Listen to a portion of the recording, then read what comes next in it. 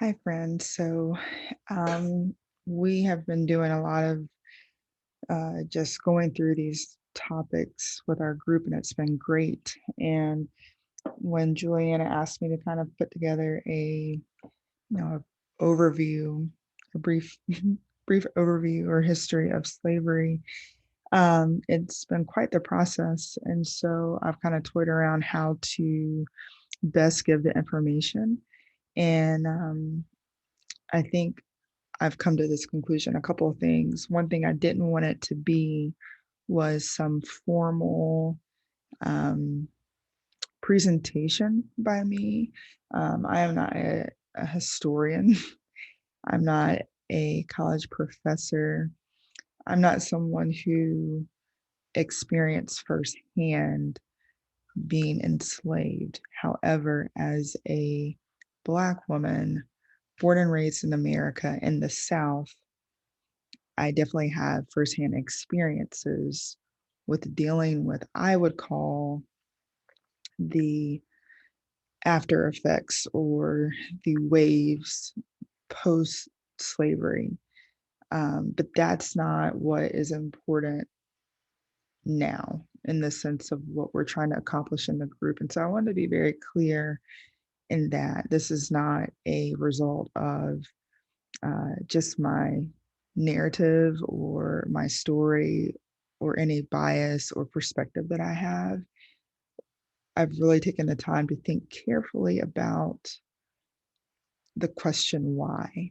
When you think of global slavery, when you think about even slavery in the United States, there's so much there to unpack. This is a very complex topic.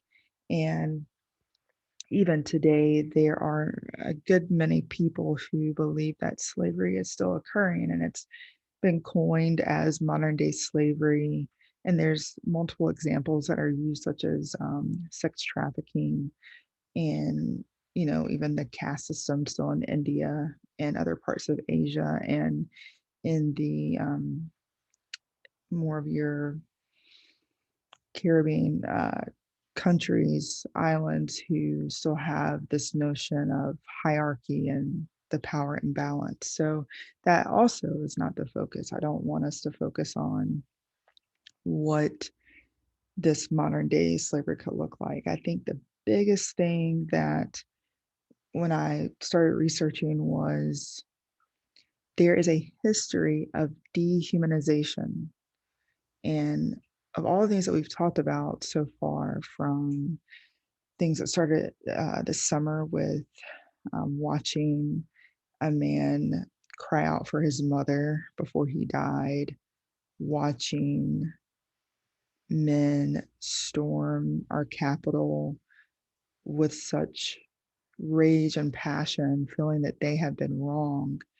I think that we could spend days and hours and even years on looking into the psyche of why people do what they do. But one thing is clear when we look at global slavery and we specifically zero in on our own history in America with slavery is that the key, the theme that comes out to me is the dehumanization of the people group and people being treated as property, people being treated like cattle, seeing a shift of indentured servants to um, chattel slavery, which is basically where we get the that Latin word. We also get the word cattle from, where you're now owning another person as property to produce a good or service for your benefit. And that is what U.S. slavery transitioned to. Like I said, there's so much here to unpack. But I just wanted to be clear, and I'm sharing my screen. I think you should be able to see it. I'm still working out this tech stuff.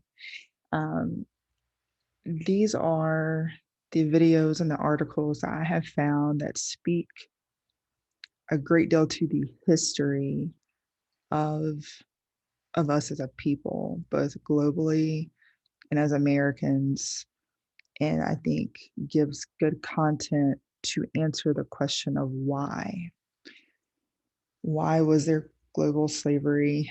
Why was the Atlantic slave trade one of the, if not one of the largest forced labor movement that we've ever seen in our lifetime, and before we were even before we even existed, um, and gives um, understanding to how race was created.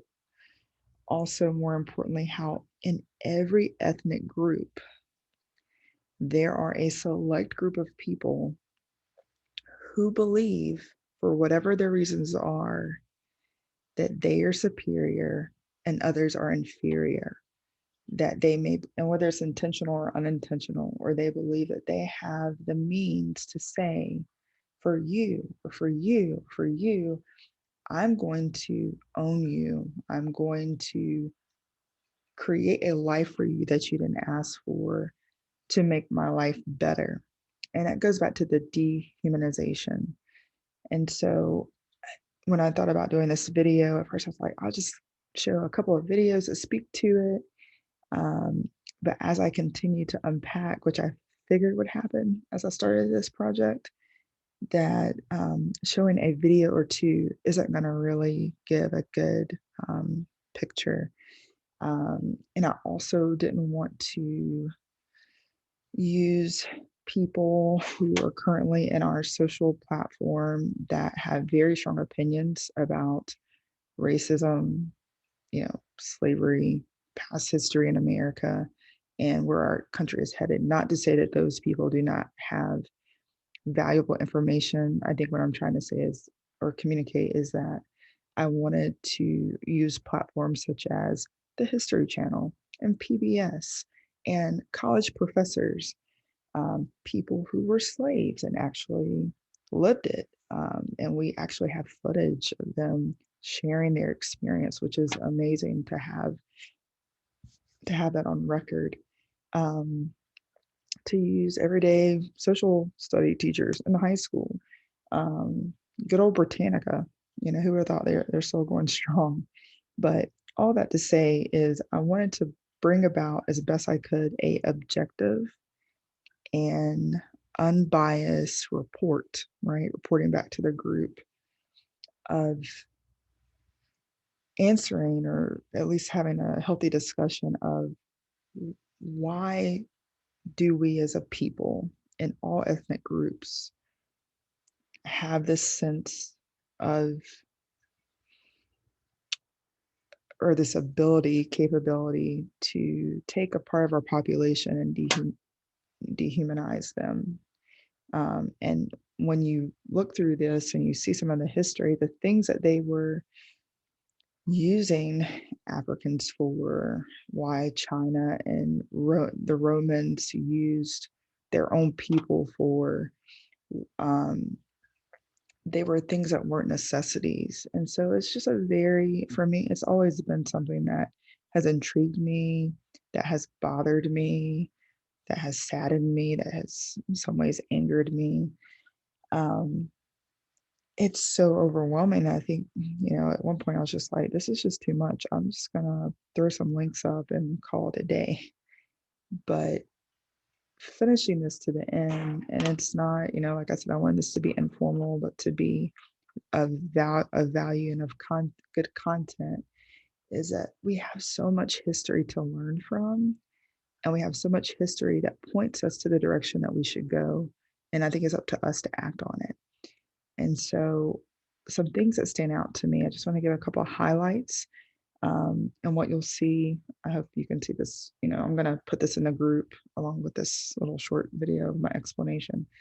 But these videos kind of answer to some degree the origins, um, the key events that happen, such as the Atlantic slave trade, hearing former slaves share their experience, talk a little bit about within the US, how Jim Crow was in the South versus the North, which has huge implications for how we are now currently. And the Baldwin Buckley race debate, I don't know how many people have listened to it in its entirety, but it's so relevant still to this day. And it was really refreshing also to watch a debate where both parties could share what they had to say and be clear where they are, whether it be right or wrong. And it really stirred up conversation. And there are two men that I think are notably worth listening to be challenged by, to learn more about where people stood, and that racism and these laws and this learned behavior was very real, and it had heavy consequences. It meant a lot for these men on both sides to stand up for what they truly believed. And it all goes back to being able to have the freedom to share your story, and at the same time looking at our history to see how we get there, right? How do we get to these points and these milestones in our history? Um, so I've included that as well. And then there's just I feel like some really good articles that will shed light on the key terms that I sent a day or two ago. And so without just to close, again, Julianne asked me to do this to kind of prep us for the systemic racism discussion on Sunday. And so I know all of us probably have different opinions of, how does, slavery and systemic racism connect? Does it even connect at all? I don't think it connects.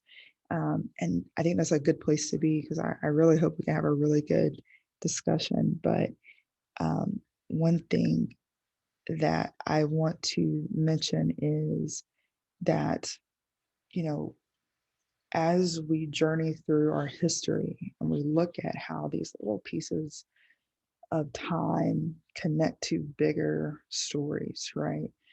Um, when you have a dehumanization of a people group, you are now taking away the essence or the core of a person. So if you think about the history of people, and let's talk specifically in the US, where they have been taken not by choice, and they have to learn to live